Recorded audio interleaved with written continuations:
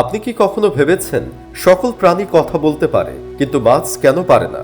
আবার মাছ কেন শুধু পানিতে বাস করে? হযরত আলী রাদিয়াল্লাহু তাআলা আনহু একবার এই প্রশ্নের উত্তর দিয়েছিলেন এক আগন্তুককে, যা শুনলে আপনি অবাক হবেন। তিনি বলেছিলেন, একসময় মাছেরাও কথা বলতে পারত এবং জমিনে ঘুরে বেড়াতো, কিন্তু তারা নিজেদের ওপর অনেক অত্যাচার করেছিল।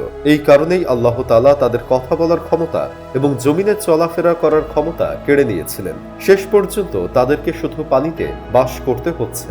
কৌতূহলী হয়ে সে আগন্তুক ব্যক্তি জিজ্ঞেস করলেন, মাছেরা কিভাবে নিজেদের উপর জুলুম করেছিল? হযরত আলী রাদিয়াল্লাহু তাআলা আনহু উত্তরে বললেন, যখন আল্লাহ তাআলা হযরত আদম আলাইহিসসালামকে সৃষ্টি করে সমস্ত ফেরেশতাদের নির্দেশ দিলেন আদমকে সেজদা করতে, তখন সবাই সেজদা করল।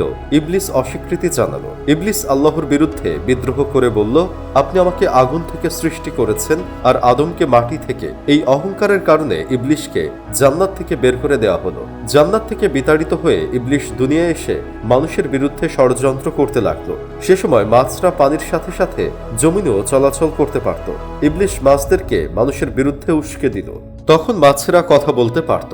শয়তান প্রথমেই মাছদের মনে মানুষের বিরুদ্ধে বিদ্বেষের বীজ বপন করে। সে মাছদের বলে, মানুষ তোমাদেরকে খাবার হিসেবে ব্যবহার করবে। এই কথা শুনে মাছেরা অন্য জলজ প্রাণীদেরও মানুষের বিরুদ্ধে উস্কে দেয়, কিন্তু আল্লাহ তাআলা তাদের এই কাজের শাস্তি হিসেবে তাদের কথা বলার ক্ষমতা কেড়ে নেন। আরো বিধান করা হয়েছে, মাছকে জবাই করার প্রয়োজন নেই, জীবিত অবস্থায়ও তাদেরকে খাওয়া যাবে। এই বিধান অন্য প্রাণীদের ক্ষেত্রে প্রযোজ্য নয়। মাছেরা পানি ছাড়া বাঁচতে পারে না। আল্লাহ তাআলা মাছকে জানিয়েছেন যে, তোমাদেরকে পানি থেকে বের করা হলে তোমরা নিজে থেকেই মারা যাবে।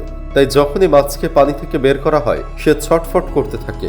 এই ছটফটে মাছের দেহের সব রক্ত গলায় জমা হয়ে যায়। এই কারণে মাছের মাংস স্বাভাবিকভাবেই পাক হয়ে যায়। অর্থাৎ মাছকে কোনো নির্দিষ্ট পদ্ধতিতে জবাই করার প্রয়োজন হয় না। মৃত বা জীবিত অবস্থায় মাছ মুসলমানদের জন্য হালাল।